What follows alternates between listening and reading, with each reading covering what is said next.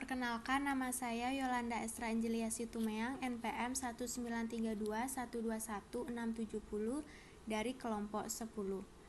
Dari yang dijelaskan, kelompok 1 tentang target produksi dijelaskan dengan contoh bahwa PT Samantor Inti Peroksida tidak mencapai target produksi. Dari penjelasan tersebut, yang saya ingin tanyakan, langkah-langkah apa saja yang perlu dilakukan agar target produksi tersebut dapat tercapai secara optimal? Terima kasih. Perkenalkan, nama saya Katarina Elvira Suryanti Engkok, NPM 171. Di sini saya akan menjawab pertanyaan dari Yolanda. Agar target produksi dapat tercapai secara optimal, para pekerja harus memperhatikan langkah-langkah produksi yang tepat. Di antaranya, yang pertama, melakukan routing. Routing merupakan proses penentuan jalur atau rute pekerjaan dan urutan operasi.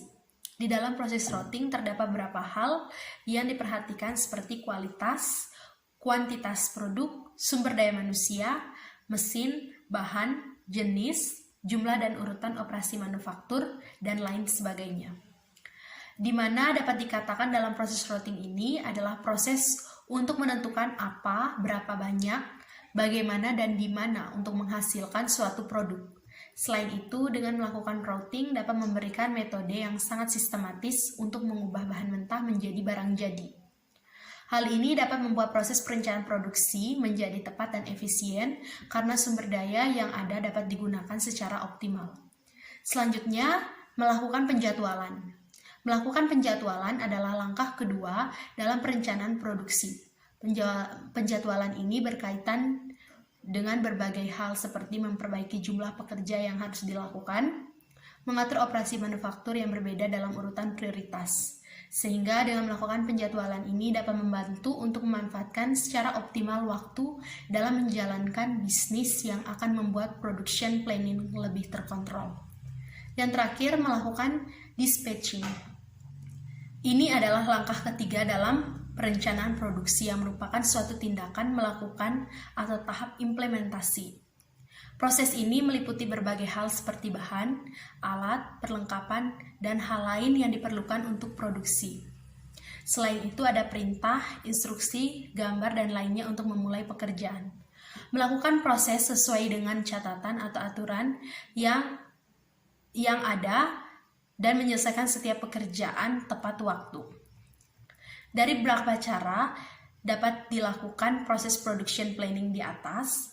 Sebenarnya dapat dilakukan dengan tepat dan berhasil karena beberapa faktor yang mendukung. Faktor tersebut seperti fasilitas dan peralatan yang dimiliki oleh perusahaan tersebut, apakah memadai atau tidak untuk melakukan proses produksi sesuai dengan yang telah direncanakan. Om Swastiastu. Perkenalkan, nama saya Ida Ayu Cantika Chandra Pramesti, NPM 19321213337. Dari kelompok 10 ingin bertanya. Jelaskan yang kalian ketahui mengapa analisis beban kerja penting dalam perencanaan sumber daya manusia. Sekian, terima kasih. Perkenalkan, nama saya Nimadi Dwi Permanayati, NPM 1932111154. Di sini saya akan menjawab pertanyaan dari Dayu Cantika. Analisis beban kerja penting dalam perencanaan SDM, yaitu karena analisis beban kerja bertujuan untuk menentukan berapa jumlah pekerja yang dibutuhkan untuk menyelesaikan suatu pekerjaan dan berapa beban yang tepat dilimpahkan kepada satu orang pekerja. Terima kasih. Om Swastiastu. Saya Ida Ayu Madesra Patni, NPM 390, dari kelompok 10 ingin bertanya kepada kelompok 1. Hal apa saja yang menyebabkan tidak tercapainya target produksi dan apa solusi untuk mengatasi hal tersebut? Sekian dari saya, terima kasih. Om Santi, Santi, Santi, Om. Baik, di sini saya akan menjawab pertanyaan dari Dayu Surya. Pertanyaannya adalah, hal apa yang menyebabkan tidak tercapainya target produksi, dan apa solusi untuk mengatasi masalah tersebut? Seperti yang kita tahu, dalam suatu perusahaan, seringkali target produksi tidak tercapai secara optimal. Hal ini disebabkan oleh beberapa faktor. Faktor-faktor tersebut seperti setiap pihak dalam suatu perusahaan memiliki visi dan misi yang berbeda. Faktor lainnya adalah metode peramalan permintaan kurang tepat, sistem perencanaan material yang kurang tepat, dan seringnya terjadi revisi dalam kebijakan target oleh pihak marketing perusahaan tersebut. Maka solusi untuk mengatasi masalah tersebut yaitu 1. Memperbaiki komitmen antara pihak perusahaan dengan pihak supplier, 2. Membuat jadwal penggunaan mesin dengan total biaya minimum, dan yang terakhir adalah membuat sistem perencanaan material. Terima kasih.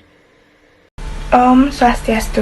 Perkenalkan, nama saya Rima Ardianti, NPM 19321212239 dari kelompok 10 ingin bertanya kepada kelompok 1.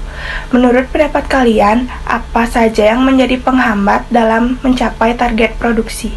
Terima kasih. Om Santi Om. Baik, saya akan menjawab pertanyaan dari Nimade Rima Ardianti. Menurut pendapat kelompok kalian, apa saja yang menjadi penghambat dalam mencapai target produksi? Menurut kelompok kami, beberapa hal yang mempengaruhi target produksi atau menghambatnya. Yang pertama, mesin produksi terjadi kerusakan dan tidak bisa dioperasikan. Yang kedua, mesin produksi mengalami penurunan speed mesin atau speed proses karena sering error. Yang ketiga, ada operator mesin produksi berhalangan. Yang keempat, ada ketersediaan material. Yang kelima, kesalahan proses. Yang keenam, ada gangguan alam seperti banjir dan gempa bumi. Yang ketujuh, ada ketersediaan utility seperti listrik padam. Yang kedelapan, ada ketersediaan peralatan seperti terbatasnya alat angkat dan angkut sehingga pemakaian harus menunggu giliran. Kesembilan, ada semua faktor penyebab di atas akan berdampak pada hilangnya time base. Terima kasih.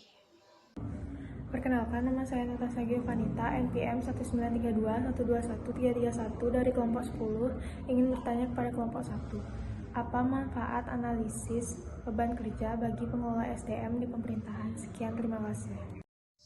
Perkenalkan, nama saya Katarina Elvira Suryanti Engkok, NPM 171. Di sini saya akan menjawab pertanyaan dari Natasha.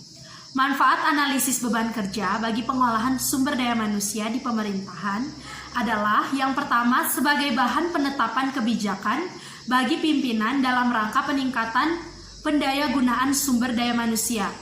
Yang kedua, sebagai penataan atau penyempurnaan struktur organisasi pemerintahan. Yang ketiga, sebagai penyusunan standar beban kerja jabatan atau kelembagaan dan daftar susunan pegawai. Yang keempat, sebagai program promosi pegawai, dan yang terakhir adalah reward dan punishment terhadap unit atau jabatan.